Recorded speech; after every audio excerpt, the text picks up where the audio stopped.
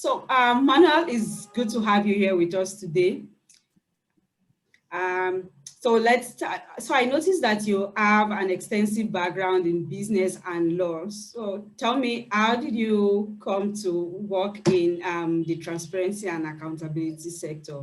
What was the motive or your interest? Well, back when I was in school, I was really interested in the governance of the country. I'm a Panamanian citizen.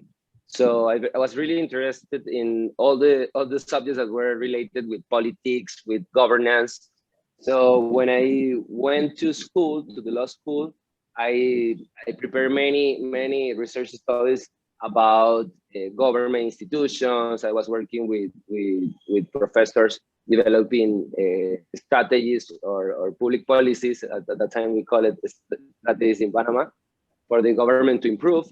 Then I participate in a joint NGO that was ISEC, and I had the chance to travel all around Latin America.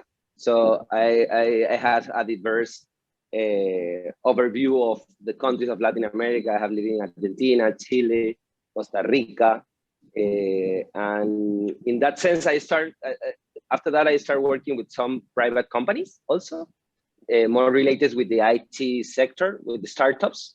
And then I kind of connect like the management system of a startup that is very, very strong in terms of IT with what government was doing in different countries, no? And I realized that Chile and in South America, there was a better management system in the government. So when I returned to Panama, I decided to start my public service career, and I started working with the Public Procurement Office of Panama as legal advisor. And then I started getting involved with initiatives such as cost. So basically I was like in the first group of Panamanians that were developing cost in Panama. And in that way, I realized that that's something that it's very important to have in an area of investment that is like the biggest area of investment in the country, but also in other countries of the region. So I guess I start getting involved also with the International Secretariat of Cost, and I applied to the position of regional managers. I really like the history and geography of Latin America and all the world, but basically I'm really good in history and of Latin American countries. So I started working with cost as regional manager, and first in Central America, and then we start opening programs in South America and in Mexico.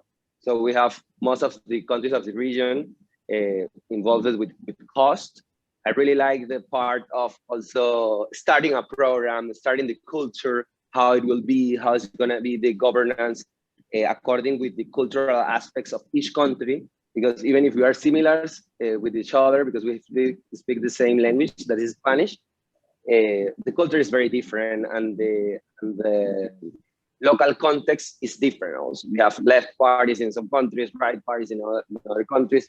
And yeah, and it's really amazing to implement a standard or an organization with standards and principles in different contexts, no? In Latin America. After that, I started getting involved in the learning process also.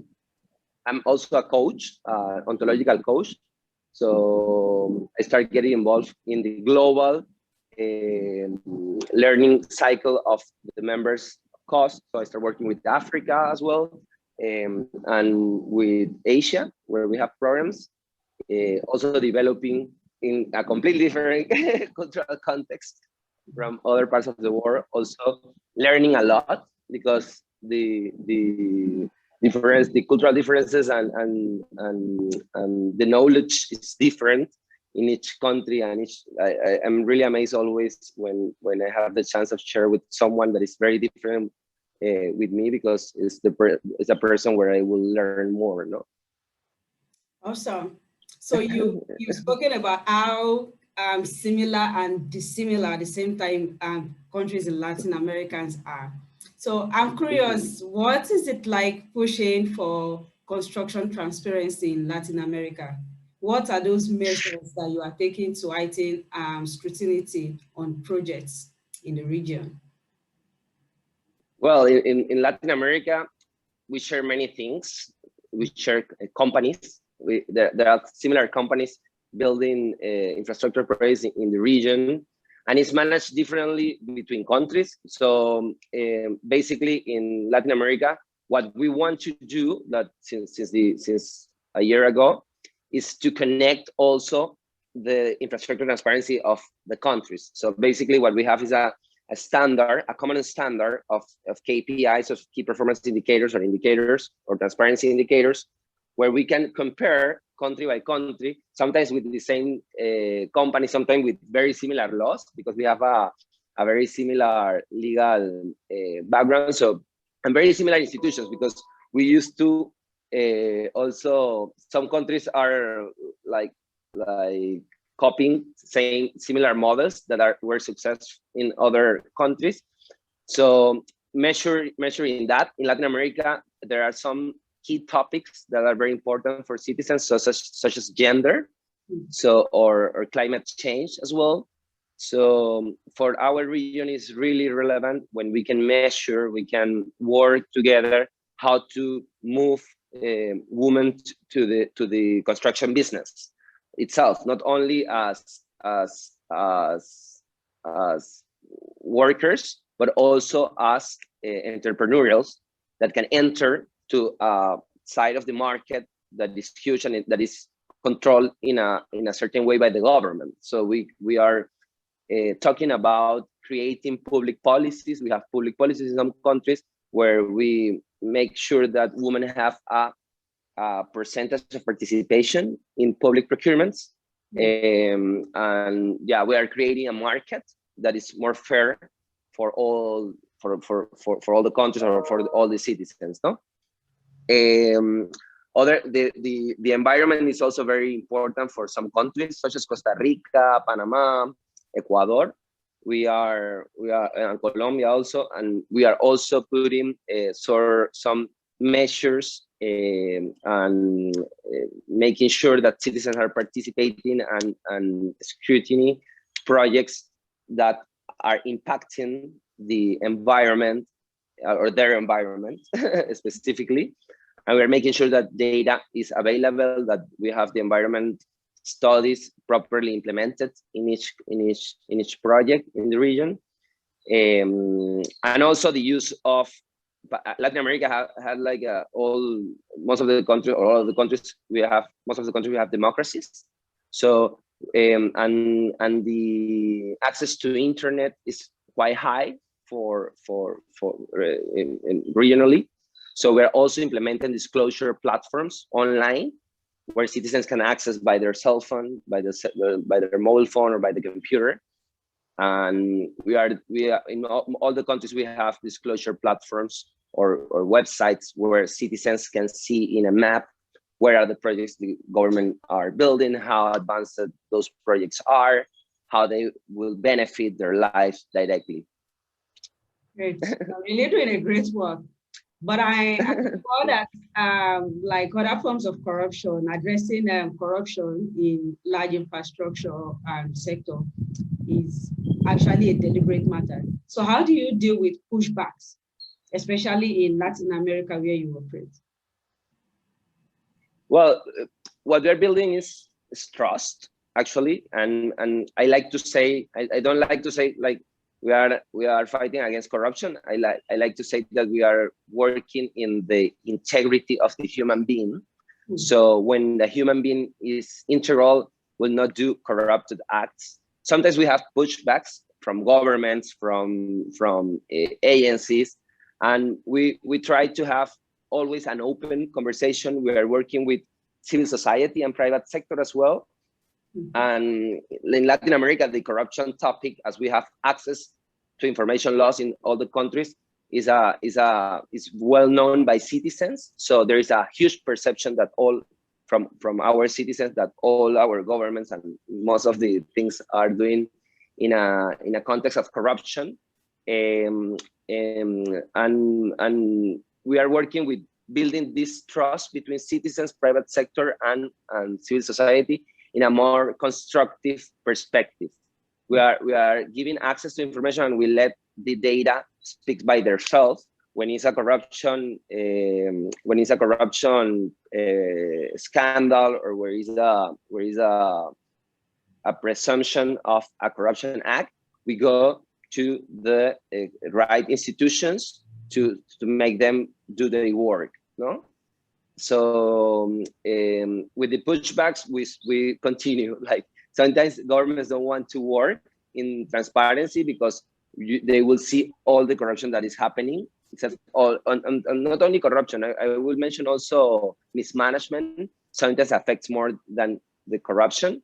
So we are working a lot in put more efficiency in the process of purchase of so when they say corruption in a table where the government is, sometimes the public officials are scared, no?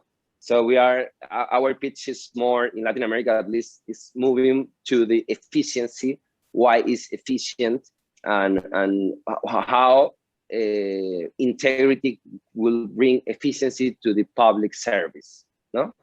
In my experience in the region, I don't have like an example of a crisis. I think always we find we need to be prepared for the change always. So the change is a constant, and in Latin America, when you change a government, change most of the institutions, we are building like a common conscience on citizens, on institutions, on public service and private sectors, how to do the things better. And that's what we are putting as a mindset in our work. I know how it is sometimes, like you mentioned, that when you try to work with the government, sometimes they try to, especially when you tell them, oh, perhaps maybe there's a mismanagement somewhere, they tend to push back to say, no, it didn't happen that way. But I'm curious, do you at any point, apart from engaging with CSOs and individuals, do you perhaps engage with the media to also play perhaps an interpretative role into the work you do? Yeah, we are working very close also with the media. They are main users of our disclosure efforts, or of our transparency efforts. We are training journalists in many countries of the region. Also, there is a big part of the work that journalists are doing in the anti-corruption efforts. They are calling the attention to government, constantly informing citizens about it. What we want is that they have the right information and they know how to use this information to reduce the mistakes that sometimes they have in their research. If they have a current training, and they're supporting our efforts. I think there is also clear understanding of the role of the media in Latin America. Sometimes we have crisis in some countries also with media. Governments are attacking the media constantly, fighting against media. But there is a common understanding that when journalists put something, you need to do a research on that, and you need to find the responsibilities of those acts. So they are part of our stakeholders also. Actively, we are training them, and yeah, they are in the highest side of the efforts in the region in terms of anti-corruption and transparency. Sometimes the problem with media is that they don't put the good news, or the good news is not calling a lot the attention, such as a corruption scandal, no? But it's important to know that we have the media next to us, working together with us, trying also to put the right information and to let people know massively what is happening, no? Mm-hmm. Awesome. So with the new millennium, and also with this recent pandemic, transparency and open procurement has become a central resource debate. So what are those radical changes that you envisage or you hope to see in the future, especially in line with SDGs? Well, the pandemic and in Latin America, specifically with the pandemic, right now and since a year, we are in a huge crisis. Like the governments react very strong in some countries, limiting like some liberties that we used to have to go out. For example, we have countries where we're not allowed to go out like all the time on the streets. We need to make sure to protect ourselves with a mask, and it changed the way we are doing our work, and it changed also the culture of how to access, how to participate from citizens. So social media channels, Facebook, Twitter, WhatsApp are very used by citizens right now in the region, demanding access to information, protesting also in social media, very strong. Like I think, and also the way we are working now is always at home. Sometimes, most of the time, as we have, at least in the big cities of Latin America, we have good access to internet. In the big cities where we have most of the population in Latin America, it changed completely the culture and the way to participate. So each time is more relevant the access to internet as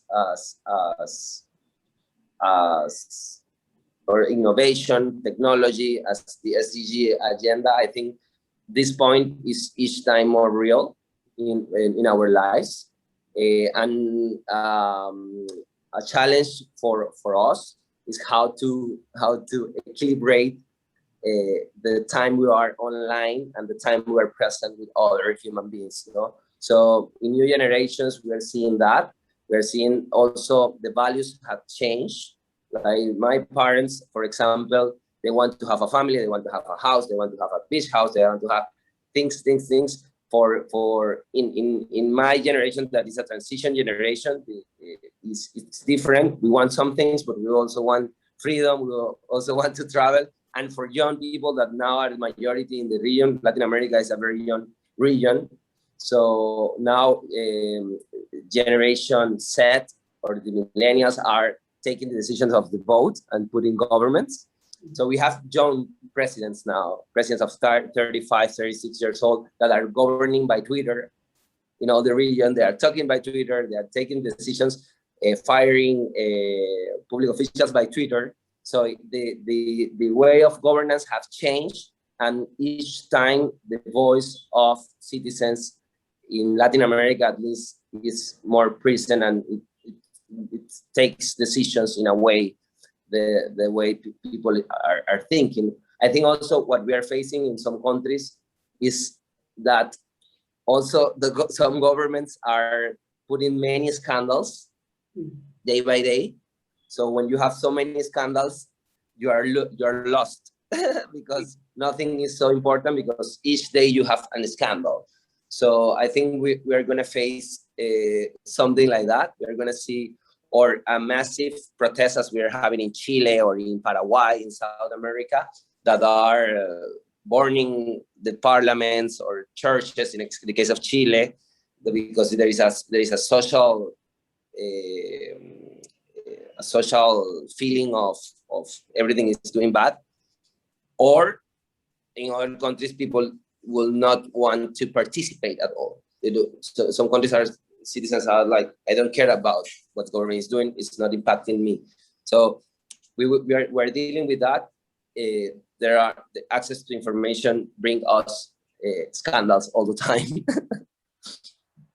So, Manuel, looking back to when you first started working, especially in this sector, in areas of transparency, accountability, and civic participation. Looking back, what do you wish you know? What advice will you give your younger self? Well, I will motivate myself as like this is the right way.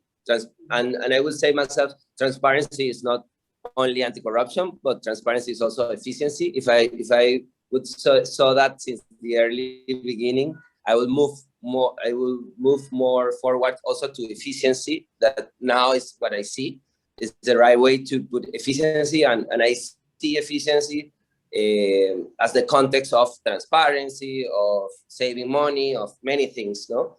But I will say that I will also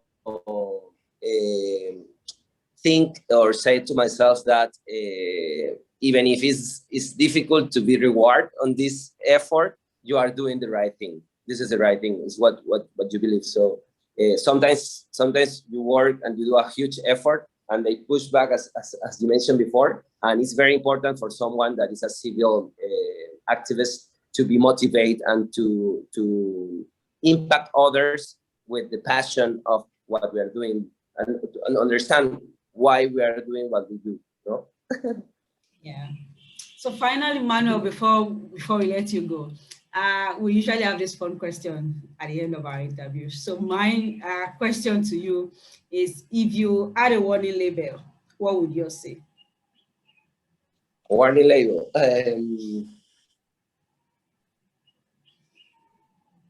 Okay, it would say, beware.